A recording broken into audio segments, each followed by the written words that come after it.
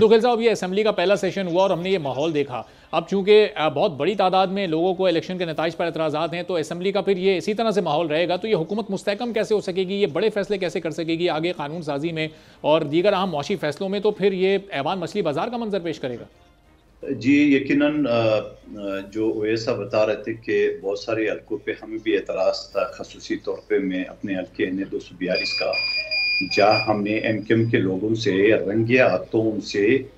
थैला नहीं थैलियाँ 25 से 30 हज़ार वोट छीने हैं, जो रोज़ अभी आपको भी दिखा सकता हूँ मैं। और बाकी जाके जो आइन का वो तशरीह कर रहे हैं, ये आइन का जो ये तर्जमा बता रहे हैं, काश ये 2018 में भी बताते, जहाँ RTS सिस्टम बिठा के और इस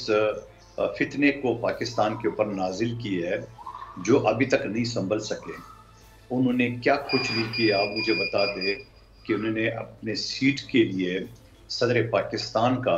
डिप्टी स्पीकर का, साबिक प्राइम मिनिस्टर का, और जिस तरह पाकिस्तान को चारों सूबों में या वफाक में इनको बिठाया गया, और उसके बाद उसका आखिरी नतीजा कल आपके सामने जो IMF को ख़त की सूरत में। आप मुझे बता दे कि दहशतगर्दी का डेफिनेशन तो सबको पता है, वो सबको पता होगा और बाकी मेहमानों को पता होगा कि जलाओ गिराओ कत्ल गारत है। मुल्क दुश्मनी का डेफिनेशन क्या है? क्या ये मुल्क के दुश्मनी के डेफिनेशन में नहीं आता है कि आप एक आलमी अदारे को ख़त लिख रहे हो और आप उसको ये करें कि इनको फंड ना करें,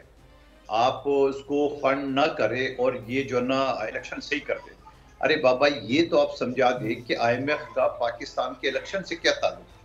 और अगर पाकिस्तान के इलेक्शन से ताल्लुक तक तो क्या 2018 में नहीं ताल्लुक था, क्या 2013 में नहीं ताल्लुक था,